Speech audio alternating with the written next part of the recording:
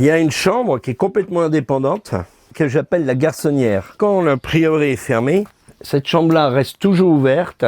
Des bons amis de passage viennent passer quelquefois avec leur légitime ou leur illégitime, je ne veux pas le savoir, un petit séjour à Saint-André à l'abri des regards.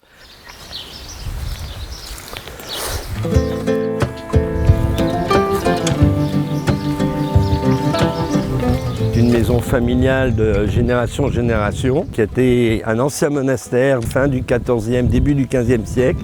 C'était des jansénistes et j'habite ici depuis toujours. Moi j'ai appris à nager là, mes enfants ont appris à nager là. On va à la pêche, on prend l'apéritif ici. Oh là là, le monde n'est pas à refaire avec nous, hein. C'est tranquille. C'est le bénitier qui servait dans l'entrée de la chapelle du prieuré Saint-André, creusé dans la masse. Il a 600 ans. C'est un escalier qui accède aux 3 chambres. Et il y a une particularité, c'est que cette chambre-là s'appelle la chambre du Tché, parce que dans la famille, j'ai toujours entendu parler que cette chambre-là, le Tché y avait séjourné lors de son bref passage en France, parce qu'il avait rencontré mon oncle qui était à la Sorbonne. Les idées étaient complètement différentes. Il était quand même très à gauche et mon oncle certainement très à droite, peut-être Action française.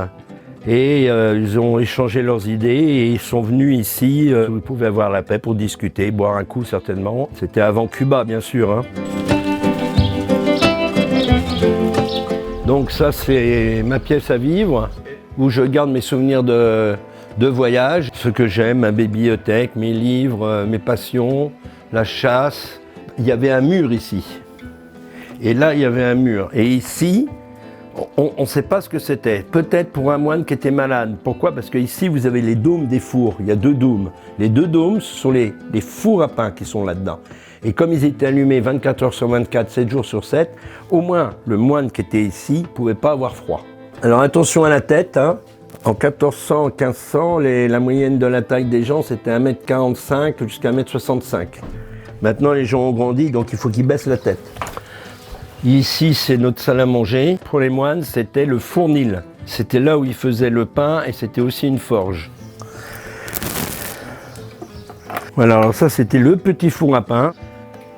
Dans le grand four, là, il y a eu 7 moines qui se sont fait brûler. Pendant le génocide vendéen, les colonnes infernales sont passées par ici. Ils ont brûlé les moines en entendant que la chapelle brûle, qui n'a pas brûlé entièrement d'ailleurs. Et alors en hiver, je me mets là, comme ça, et je regarde mon feu. Et j'arrive à m'endormir devant parce que c'est la 7e chaîne, c'est formidable. Attention, tombe pas. Fais gaffe. Il va se casser la gueule. Mon tapis persan qui était offert par le prince Abdullah de Jordanie. Ça n'a rien à voir avec la Perse, mais bon. Non, je raconte des conneries. Je chasse parce que j'aime ça. Il m'est arrivé de sortir de la maison, de tuer 2 lapins en faisant 300 mètres parce qu'ils étaient là, ils étaient peut-être un peu dépressifs, ils voulaient me rencontrer pour se faire tuer. C'est un genre de suicide. Je continuais d'aller à la chasse mais sans tirer. Tu congèles pas forcément? Ah non, j'ai pas envie de congeler, je le mange au fur et à mesure que je le tue. Oui, j'ai pas envie. Ok. Je trouve pas ça sain.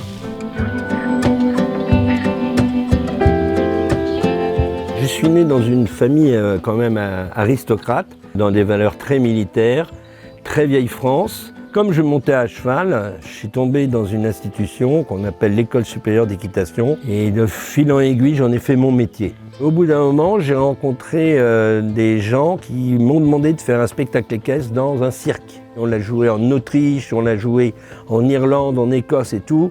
J'ai vécu comme un saltimbanque pendant 5 ans et heureux de le faire. Et puis après, entre-temps, j'ai fait le marathon des sables dans la course à pied. C'est 270 km dans le désert, qui existe toujours. J'ai fait une grande course aussi autour des 3 Annapurna, avec un col à passer à 5900 mètres d'altitude. Je suis très content d'avoir vécu ce que j'ai vécu. Et j'espère que c'est pas fini, sincèrement. J'ai bientôt 70 ans, j'ai encore plein de projets dans ma tête. Mais d'abord, être près de mes enfants, parce que mes enfants, hélas, je ne les ai pas beaucoup vus grandir. Je veux les voir grandir et grandir mes petites filles. Voilà, c'est tout. Ça, c'est une belle aventure, hein. Attention, hein. Parce que ça, c'est peut-être le plus dur qui reste à faire.